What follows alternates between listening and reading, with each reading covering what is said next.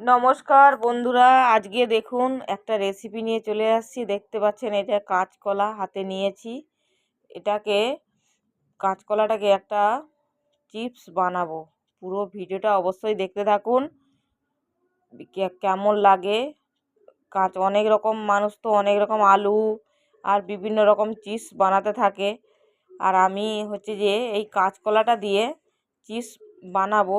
ছোট থেকে বড় সবার খেতে ভালো লাগবে। দেখুন আমি এইখানে একটা গ্রেট করে নেব ওই কাঁচকলাগুলোকে। কিভাবে ভালোভাবে আপনারা এইভাবে আস্তে আস্তে করে গ্রেট করে তারপরে ওকে লবণ আর হলুদ মাখিয়ে রেখে দিলে খুব সুন্দর লাগে জিনিসটা। আর কিছু উপকরণ লাগে না, অনেকগুলোকে করে নেব।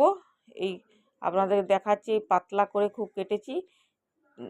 লবণ আর এই মাখিয়ে রেখেছিলাম, কড়ায় তেল দিয়ে অল্প অল্প করে হালকা আঁচে ভেজে নেব। খুব সিম্পল জিনিস আর খেতেও খুব সুন্দর লাগে।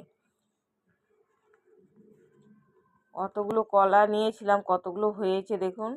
আর আমার তো এখানে পুরো রেডি হয়ে গেছে। দেখুন কলাগুলো খুব কম সময়ের মধ্যে ভেজে নিলাম, খেতেও খুব সুস্বাদু লাগে। দেখুন আমার পুরো ভাজা হয়ে গেছে। আবার ওর সঙ্গে একটু অ্যাড করব, কি মশলাটা অ্যাড করব পুরোটাই দেখতে থাকুন। ম্যাগি মশলা অ্যাড করব, আর ম্যাগি মশলা দিলে তো জানেন তো খুব সুস্বাদু লাগে। দেখুন চলে আসছি, আমার কলা পুরো রেডি হয়ে গেছে। ম্যাগি মশলা উপর থেকে ছড়িয়ে দিচ্ছি। আর বন্ধুরা একবার বাড়িতে ট্রাই করে দেখুন, খেতে খুব সুস্বাদু লাগবে।